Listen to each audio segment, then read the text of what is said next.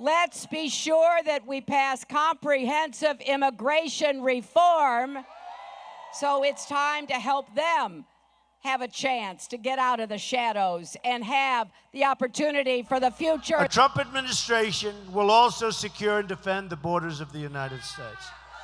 And yes, we will build a wall.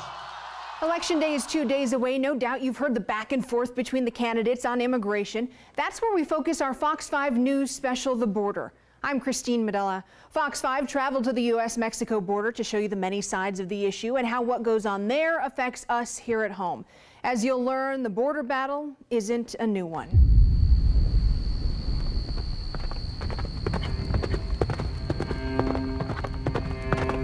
Manifest destiny drove American soldiers into battle. When the Mexican-American War came to an end, border lines were drawn. Congress authorized mounted inspectors to man that border. Prohibition, no supply, high demand. Alcohol was contraband. It came across the border from Mexico. Wartime industries absorbed American workers. Farmers were desperate. The Bracero, or labor program, was born. More than 5 million Mexicans came to the U.S. as low-paid contract workers. Hundreds of thousands stayed. President Dwight Eisenhower launched a program to deport undocumented Mexican immigrants. The official name? Operation Wetback. Rather than making them or talking about putting up a fence, why don't we work out some recognition of our mutual problems, make it possible for them to come here legally with a work permit, and then while they're working and earning here, they pay taxes here. I'd like to see something done about the illegal alien problem that would be so sensitive and so understanding about labor needs and human needs that problem wouldn't come up. These are good people, strong people. Part of my family is a Mexican. The number of undocumented immigrants skyrocketed. It is true our borders are out of control. It is also true that this has been a situation on our borders back through a number of administrations. I believe in the idea of amnesty for those who have put down roots and who have lived here, even though some time back they may have entered illegally.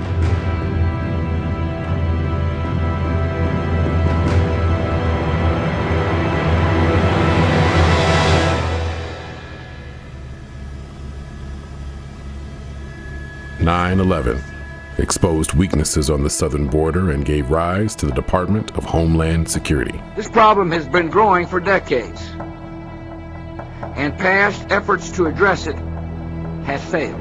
People are coming to work, and many of them have no lawful way to come to America, and so they're sneaking in. Today, our immigration system is broken, and everybody knows it. Even as we are a nation of immigrants, we're also a nation of laws. Undocumented workers broke our immigration laws, and I believe that they must be held accountable. If we have comprehensive immigration reform, we should have a path to citizenship. If it weren't for me, you wouldn't even be talking about illegal immigration.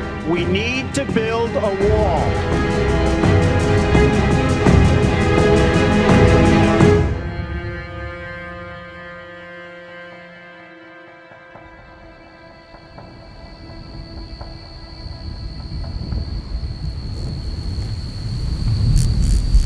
Welcome to the Sonoran Desert. This is beautiful. You can see how remote it is and how open. Robert Crooks lives in Las Vegas, but it's here where he and other self-proclaimed patriots found their passion, their purpose. I've been doing this for 10 years. For 10 years I've been on the border screaming, somebody look at this problem. Throughout the years, that one problem aided them. These illegals come across there, nagged them. We've got to stop this endemic narcotics trafficking. I mean, it's killing our kids. It's killing our country. It's the tie that binds, their common goal. Priority one, secure the border. I love my country. I want the country to be our country. It's a country of laws, and the laws should be obeyed. That's why I'm here. They're frustrated. They're taking jobs away from us. Angry. You know, this is our country now. not theirs. Motivated. Everyone says, well, why doesn't someone do something? Well, why don't you do something? Why? We can all do something. I want to see our country remain the United States. You start erasing borders, we surrender sovereignty. We packed up and traveled with Robert to meet his compatriots. When we got there, we set up camp about 60 miles north of the U.S.-Mexico border in the vast desert that looked barren, isolated, and miles from anything or anyone. And rather than solve or attempt to solve our border and smuggling problems, the federal government decided we'll just put some warning signs up out here. The Bureau of Land Management's website for the Sonoran Desert National Monument boasts the most biologically diverse of the North American deserts. There's also a warning. Visitors should be aware that narcotics smuggling activities occur within the monument. If you see any activity that looks illegal, do not intervene. Call 911. Then it warns, cell phone service is often out of range. This place is very spooky, very, very spooky. It's very, there ain't no 7-Elevens, there ain't no 911 don't work out here. So where we are now, there's cartel members around? They're watching us now. Keep your eye towards that south side there. Careful, careful. For years, the county sheriff has called for stricter laws to slow drug smuggling. Nobody wants to talk about it, man. This is the war. This is the war in America that nobody wants to talk about. That's why they're armed. You're coming out here, you're gonna need this and more. I've been shot at 24 times the past 23 months. What did I shoot back? Out here is the Wild Wild West. People don't realize it. How many times have you actually gotten into gun battles? Twice. Scary? Oh, indeed. Because you're exposed up on that mountainside. Drug smugglers, not undocumented workers, are the Mountain Minutemen and Border Protectors' main focus. We only fight the heroin cartel. This is international narcotics trafficking. You get that through your head. The dope that's coming across, it's not a little bag of weed. These are 20-pound blocks of pure heroin, 20 pounds of pure crystal meth, or pure cocaine. Our camp was in the same area sheriff's deputies have arrested 21 smugglers with two-way radios and more than 1,500 pounds of marijuana in one day. We hiked the mountains overlooking the valley. We found shoes, blankets, backpacks. Some hats, some rope. Evidence people had been there. Those people, Robert claims, are drug traffickers. Binocular case. That ought to tell you something. They got the binoculars, but they left the case. They sit up here and watch the roads. These people have probably carried a pack for hundreds of miles through adverse weather and extreme temperatures to get this far. This is endemic of the drug smugglers. Their booties, the smuggler booties. Cut it, lace it, and wear these. And they just slip it over their shoes, not across the border. So their footprints don't leave tracks. Oh, those are used for water, yes. A rope connecting the two, so maybe like carrying over. Yes. They may have to carry several. And I believe that the traffic is being controlled from up here. High pointed from this position here, they can control. I mean, you look down, there's Border Patrol truck, you can see it. Most of the suspects are Mexican nationals. Some American suspects admit to accepting money to pick up drugs from a drop site along Interstate 8. Interstate 8 is a transportation system, and it allows illegal products such as narcotics to be transported all across the United States in a matter of 2 or 3 days. Everything south of Interstate 8, a lot of the time is controlled by the drug cartels and not the United States of America. That's my issue. This is our country. That battle, that turf war is what they're fighting, while migrants face another battle. When we come back, we'll introduce you to them. Welcome back to our Fox 5 News special, The Border. After 2 days in the Sonoran Desert, we traveled to Nogales, Arizona to see the U.S.-Mexico border for ourselves.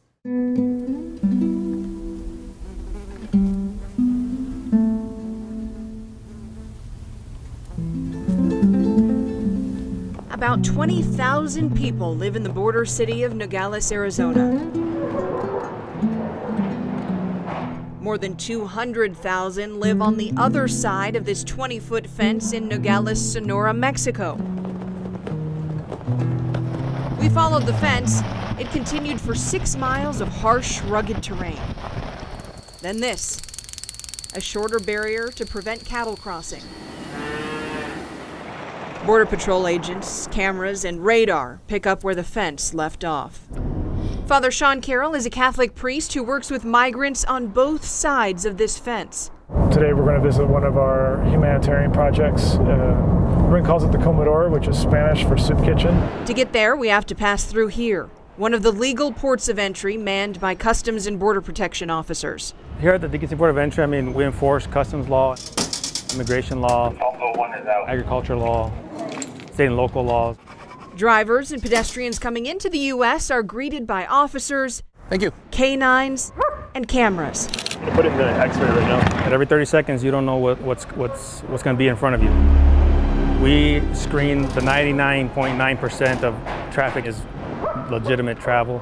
It's that 1% or 0.1% that we're looking for that are violating immigration law, customs laws, or any other laws. Yeah, he went under and just wanted to get it checked. Does it look like it's been off? There's fingerprints all over it. Yeah. See, you can see like the fingerprints underneath there. While we were there, a canine sniffed out these drugs hidden in a car. Today we already had one seizure of methamphetamines being smuggled into the United States. And that's not uncommon here. That happens every day. You see the alert, the change of behavior. He starts like moving his head, tracing the order, and then he goes, finds the source, and then sits. We see a lot of things here at the port, from narcotics being smuggled in small compartments on vehicles, on people. We've seen people being smuggled in cars. Why? They all want to come to the United States, whatever means necessary. I'd say we see 3 main reasons that people come north to the border and to try to enter the United States. So one is economic need, and the majority of the people we see here have migrated because literally they can't provide a dignified way of life for their families. There is no future in Mexico. There's no future for their children, for us. Another reason is family separation. So a number of the people we serve have family in the U.S., they have children, they have spouses, parents, and they have no legal way to be with them. There's families being ripped apart. And another is violence, and we've been seeing more people over the years fleeing violence. They cross the border, they cross the desert for a long time, and with the baby in hand, and carrying my younger sister. In the mid-90s, Ruby Martinez's parents decided to take the risk. I'm still undocumented. My parents are undocumented. Ruby lives in Southwest Las Vegas now, but was born in Southwest Mexico. They left everything. They came here. They had no family. They left my sister and I. They left their children behind to come here and to have a better future and to give us a better future. Once her parents earned enough money, they'd send for Ruby and her sister. I do remember when my mom, the last night when they were about to come here, they were packing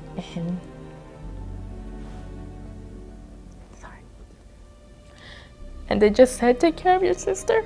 Ruby was 7 years old. So I was a little bit angry at the fact that they left. And they left without really telling me that they were leaving to the States.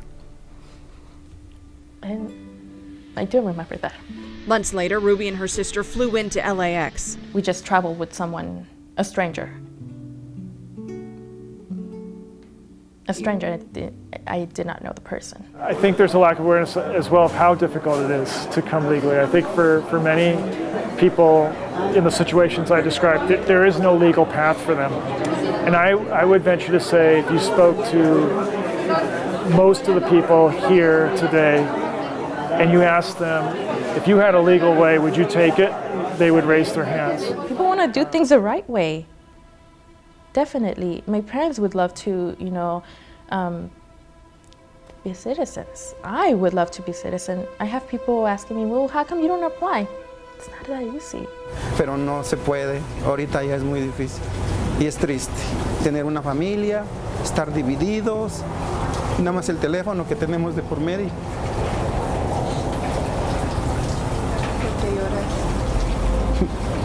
porque me acuerdo de injusticias que le hacen a uno.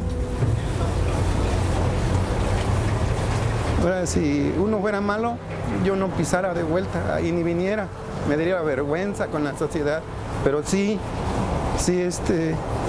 nos enseñaron a hacer siquiera el respeto a las personas, que no es como ellos dicen. O sea, ellos están equivocados. Necesitamos apoyo, necesitamos que nos creen, pero no nos creen nada. Somos que no valemos nada por un papel. Es triste. We met Andres Mariano Cruz at Father Sean's soup kitchen. He lived in Los Angeles for 37 years. Then he was deported and couldn't say goodbye to his family. Agents dropped him off in Nogales, about 2,000 miles from his hometown of Chiapas.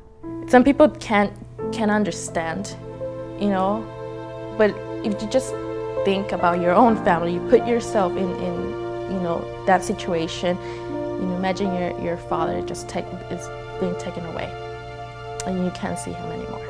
We're at the intersection of life and death for many of these people, and they've come out of desperation.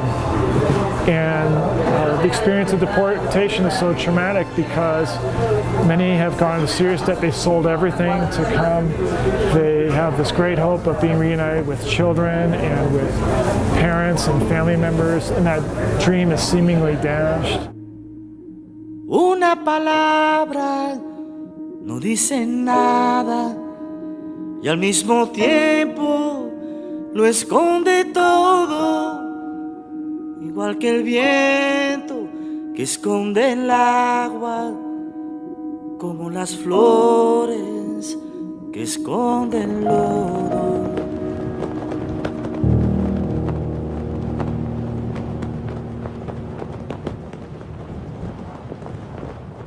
So what's the solution? A border wall, mass deportations, a path to citizenship? We'll try to get those answers when we come back. Throughout our Fox 5 News special, we showed you the history of immigration in this country. We took you to the U.S.-Mexico border. We introduced you to Southern Nevadans who illustrated problems with our current system. So what's the solution? There's many opinions, but no easy answer. This fence in Nogales, Arizona is just one small part of the roughly 2,000-mile border separating the United States and Mexico. It's a physical barrier to prevent people from crossing here, but some still do. Others sneak in through the legal ports of entry. Customs and Border Protection man the ports of entry. Everything in between the ports of entry is patrolled by Border Patrol. Those agents watch this tall fence, this short one, sometimes no fence, through cities, desert, mountains, farmland. But not all the undocumented workers in the U.S. made it here by escaping an agent's watchful eye. A Pew Research Center report estimated nearly half of the unauthorized migrants originally came in legally, but then overstayed their visas. How is this ever going to stop? It's a tough question. There's always going to be people wanting to come to the United States. Illegal immigration is a controversial campaign topic. That's why Border Patrol and Customs and Border Protection agents were given strict instructions not to speak out publicly, not to take a side when talking to me. Does there need to be more security along the southern border? Does there need to be a wall? That I can't comment on. Off camera, I talk to agents and officers throughout our travels. They, like everyone else, say the issue is complicated. They told me construction crews can't even get to some rugged and remote areas of the border to build a large wall. Some parts of the border run through private land.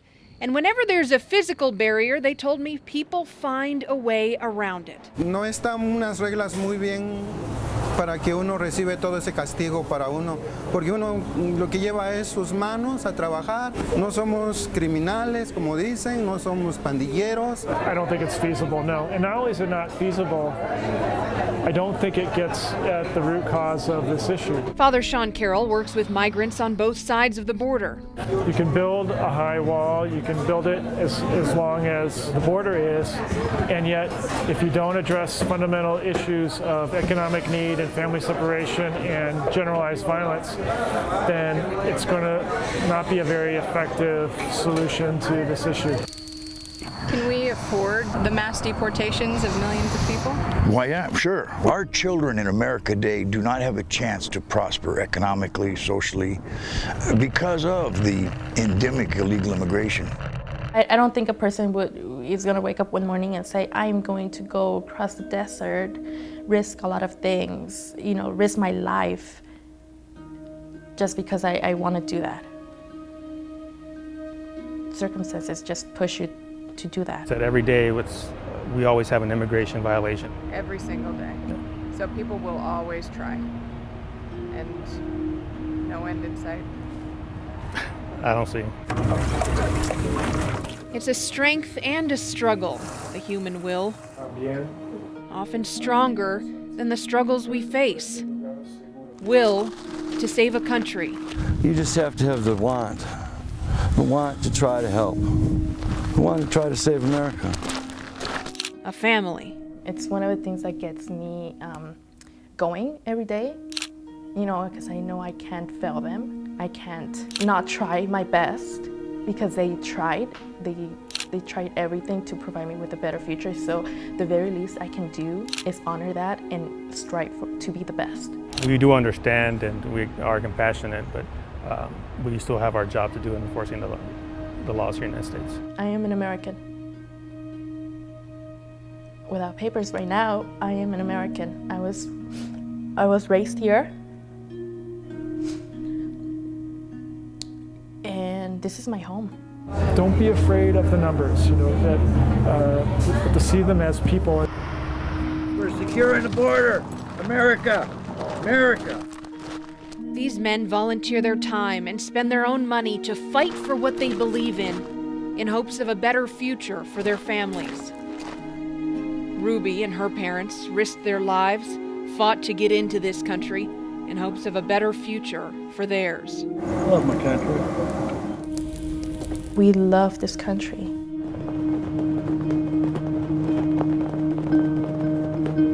The Mountain Minutemen have been patrolling the desert for 10 years. They tell us that last trip with us was their last border operation.